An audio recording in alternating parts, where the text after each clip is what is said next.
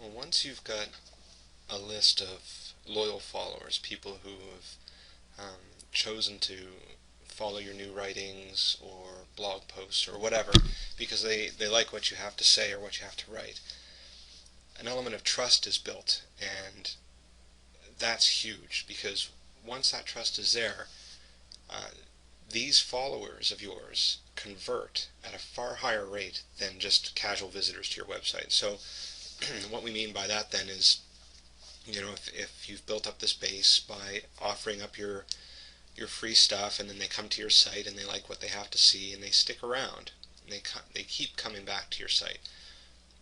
When you have something that you're willing to offer for a price, whether it's a service or an ebook that you've written or whatever it could be, they are far more likely to pay that fee than if they had just shown up for the first time, by accident, because they've established a level of trust in you.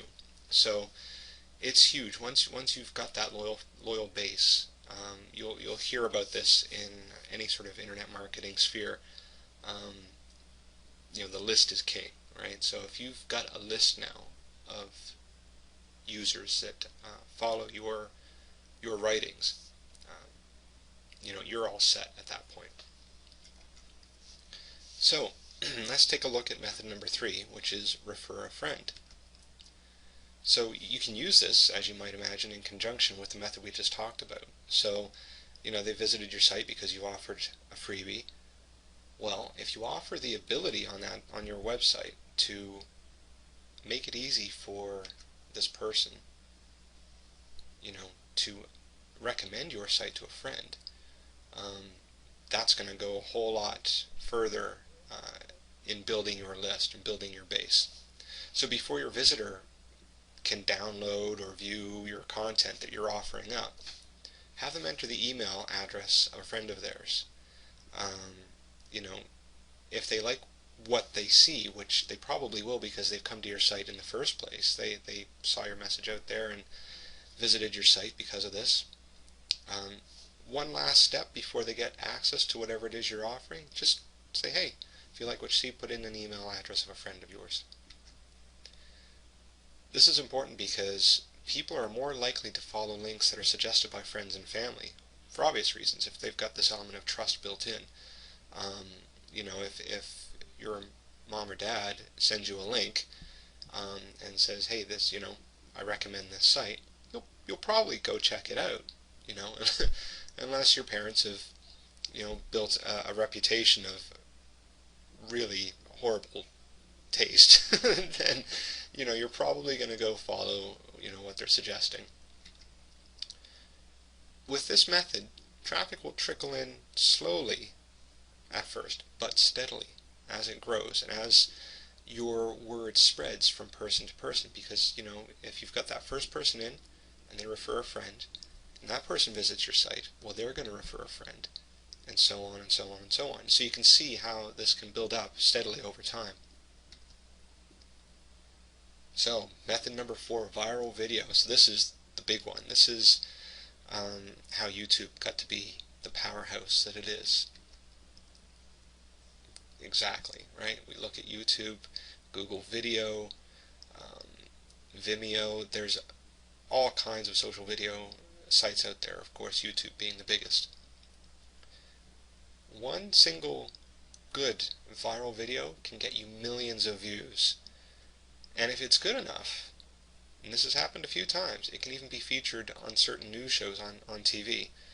This is the power of viral video. I mean, there are chances, if you go to CNN.com today, that you will see a link on their main news page to a viral video. That's the power of viral video today. And it doesn't have to cost a penny. Production cost doesn't mean anything. Right? I think probably the most successful viral videos out there have been, things that have been created by individuals. There are certainly some viral videos, some really entertaining and captivating commercials that have been done, some of the Super Bowl ads, for example. obviously those cost a lot of money because they're also aired on television. But some of the most compelling viral videos that appear on sites such as YouTube didn't cost a thing. Okay, so this is a huge reservoir of traffic that you can tap into as long as you have a video camera. And sometimes not even that. You can use software that records the images on your computer screen. So if you've come up with an amazing PowerPoint presentation, same thing can happen. The video takes off far more effectively than any other kind of medium. It's important to remember that the average attention span of your average internet user isn't too long. So, keep the video around 3 to 5 minutes in length and have your URL, so the address to your website, appear at the end of the video as a fade out of some sort. Also in YouTube, along the side where you can enter in your information about the video, include a link to your website there as well. It's important to do that. It gets picked up by search engines that way, and it's a clickable link when it's in YouTube. So if people like what they see and they see your URLs there straight away, they will click that link. When they click that link to visit your website, make sure your landing page, which is what the term for the page that they will first arrive at after clicking on that link, make sure it's in the same tone as your video. Okay, so if you've made a funny YouTube video and it's getting a lot of traffic, try not to have the page that they land at be something somber and dire. They don't want to be felt like they've been a victim of a bait and switch. Okay, so they want things to flow. So if the video is funny, have the landing page be humorous as well. If the video is informative, have the landing page follow up with more information that was in the video as well. Once you've finished your video, use a site like tubemogul.com. That's tubemogul.com to spread your video to several sites at once. So this saves you time because you can go to each individual social video site such as YouTube and Vimeo and so on and so forth, or you can go to this one site, enter in your URL, and it'll do the submissions for you. Right? Time is money, right? Now this method, if you're successful at it, can create a huge amount of traffic in a very, very short period of time. I mean, just for fun, go to YouTube, look at some of the most viewed videos, and then take a look at the number of times that video has been viewed. There are some, and many actually, that are in the millions. Wouldn't you like to have that video pointing to your website? It's not as difficult as it may seem. Okay, so let's take a look at method number 5, which is create a brandable ebook. So what is this? Well, many sites give away ebooks as a reward for signing up for a mailing list. So you may have seen this if you've been around to a few different websites. If you arrive at a website, you like what you see, and they are offering you the ability to sign up for their newsletter. And as added incentive for signing up for their newsletter, they're going to give you a free ebook just for signing up, which is always nice. It benefits them as well, obviously, and it will benefit you. As I said before, list is king. If you can build that list up, you're all set. So the incentive works for the host site, but how does this work for you if you're the author of this ebook? Well, if you write a short ebook or report about something that relates to your website, and you give this book away for free, it's going to work for you, because if you've got links throughout your ebook to your website, those links will stay in there. So it's win-win-win. It's win for you because your ebook is getting out there and being spread without any work on your part, and it's sprinkled with links to your website. Okay, it's win for the host website that's hosting your ebook and giving it away as an incentive, because it's getting people to sign up for their newsletters. And it's a win for the end user who does sign up for that newsletter, because they're getting a quality ebook that you've written. It's important, though, not to overdo the amount of links in the ebook, because it'll just come off as very spamish, and people they react very strongly to spam, and probably just cast it aside. So liberal amounts, but not too many. So if you put a link to the ebook up on your site as well, you can just let people know that it's free to distribute. So create your ebook, put it up on your site, go to a forum or something, and let people know, hey, I've got this ebook, it's free for the taking. Okay? People will come to your site, webmasters will come to your site and grab this ebook from you. There's a very, very, very popular site on the internet. It's probably the best site for internet marketing, called the Warrior Forum. And there's a sub-forum on this site for Warrior Special Offers, and this is where fantastic internet-related products are bought and sold many, many, many times a day.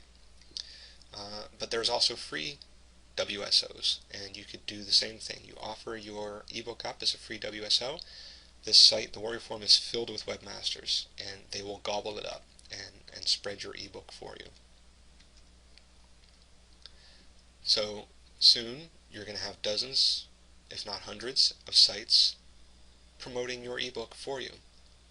I mean, as I said before, it's win-win-win. You can't really go wrong this way. And the nice thing about it is that traffic from these ebook distributions will come in for years. I mean, there's going to be websites hosting your ebook, and if it works for them, why would they ever take it down? The incentive is working, so they're going to keep giving your ebook away. So it's a fantastic way of building traffic that will come in for years to come. It's important to remember when you're writing your ebook that you want to keep references to yourself out. The idea here is to make the ebook as general as possible. So if you're constantly referring to, I, Bob Smith, have done this many, many times, well, when webmasters out there are trying to offer up your ebook as incentive, they're not going to want to have your name sprinkled throughout the website, throughout the ebook. It's a deterrent to webmasters out there to offer this up as an incentive. So keep self-referencing out of the ebook if you want it to be picked up by multiple webmasters. Something that does benefit you, though, when you do claim ownership or authorship of this ebook, especially if you're visiting a site like Warrior Forum, when it's obvious that you were the original author, you can go back to this next time. So you've written a highly successful ebook that's been picked up and promoted throughout the internet, and you've decided to do it again. So you write another ebook. You go back to Warrior Forum and you say, hey, I'm offering up this ebook. Check out how well received my previous ebook was. And then you can refer back to what you've done prior to that. You've built some credibility for yourself on the internet, and that's as good as cash when it comes to promoting yourself and promoting your products. So as far as going about the actual creation of the ebook, there are many, many ebook creation applications to choose from. But the most important element when you're doing your searches for the right application for you is to make sure that the one you do choose allows you to create clickable links. We've talked about how savvy internet users are. They're also lazy, okay? So they don't want to have to select a line of text, copy it, and then paste it into their browser. They just want to click that blue link and take it, have it take them where they want to go. The other important thing is to make sure that your ebook is not editable after it's been finished, okay? Because, we like to think that everyone is inherently good, but people will take advantage of others' works. And if you allow your ebook to be edited after it's been finished, people will take that, modify it, slap their name on it, and claim it as their own. So, and even more importantly, take your links out of it. Okay, so we want to make sure that doesn't happen. And we'll carry on in just a moment with method number 6, which is blogging.